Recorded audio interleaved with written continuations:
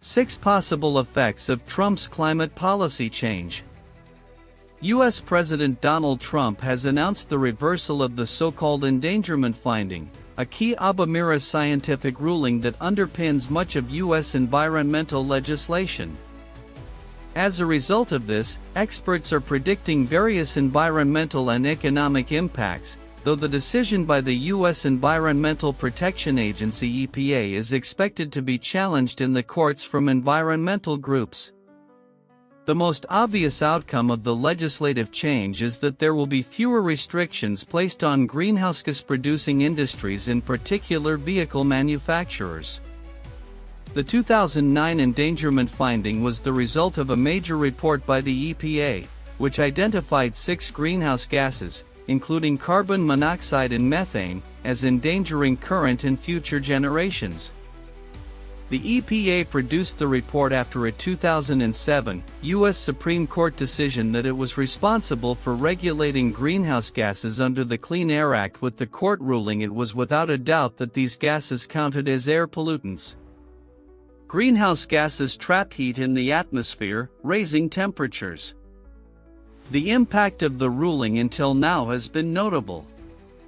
Greenhouse gas levels in the U.S. peaked in the late 2000s and have been on a steady decline in the years since. With the endangerment finding gone, so is much of the legal basis limiting U.S. industries in the amount of greenhouse gases they are allowed to emit. Non-profit group the Environmental Defense Fund estimates that there will be an additional 7.518 billion tons of greenhouse gases, 3 times the amount emitted in a year at present emitted by 2055. The effect of this, the group contends, would come at a cost that could potentially run into the trillions of dollars. While there has already been a backlash from environmental groups, the Trump administration says removing the endangerment finding will be economically beneficial, particularly when it comes to the cost of vehicles. Reversing the finding will reduce automobile manufacturers' costs by around $2,401,760 per car, the White House claimed. Since 2009, the endangerment finding has opened the door to government policies that have boosted fuel efficiency and the number of electric cars on the road. A key policy of Trump's predecessor Joe Biden was the Inflation Reduction Act, which incentivized electric vehicle ownership and renewable energy projects. Since returning to the White House, a number of these policies have already been scrapped by Trump. Thursday's change has been welcomed by some in the motor industry. Manufacturer Ford told CNBC it would help to address the imbalance between current emissions standards and customer choice, while industry body the Alliance for Automotive Innovation said it would help to correct some of the unachievable emissions regulations enacted under the previous administration. However, with climate targets still applicable in many international markets, there are doubts about how much car manufacturers will change production. This rollback is sort of cementing things that have already been done, such as the relaxation of the fuel economy standards, said Michael Gerrard, a climate law expert from Columbia University. But it really does put the U.S. automakers in a bind, because nobody else is going to want to buy American cars. As a result of the endangerment finding, a 2011 U.S. Supreme Court ruling placed the power for regulating greenhouse gas emissions with the EPA, taking it out of the hands of the court system.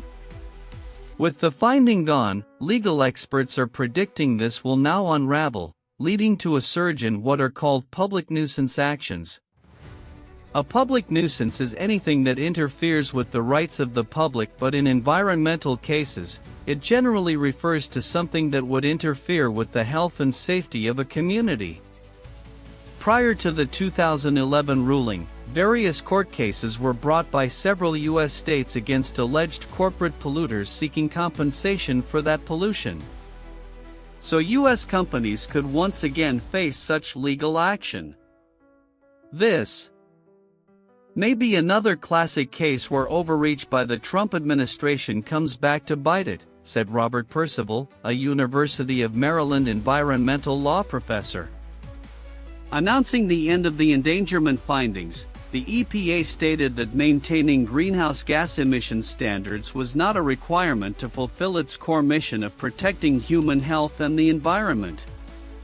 But scientists consistently say that pollutants, including greenhouse gases, can cause health problems and premature deaths. The Environmental Defense Fund estimates that, by 2055, the increase in emissions could lead to between 15,400 and 58,000 premature deaths. It also estimated that, over the same period, there could potentially be tens of millions more asthma attacks, and tens of thousands more hospital visits. While the White House has pointed to the potential savings from removing greenhouse gas restrictions for the automotive industry, Thursday's announcement raises questions about how the U.S. will continue to perform in the global race for renewable energy. The Biden administration had promoted policies that incentivized domestic renewable technology development, in the hope of the U.S. remaining competitive. While the U.S. retreats from clean vehicle standards, the rest of the world is accelerating, and American automakers are falling behind, said Margot T. Oge, a former head of the EPA, who was in post.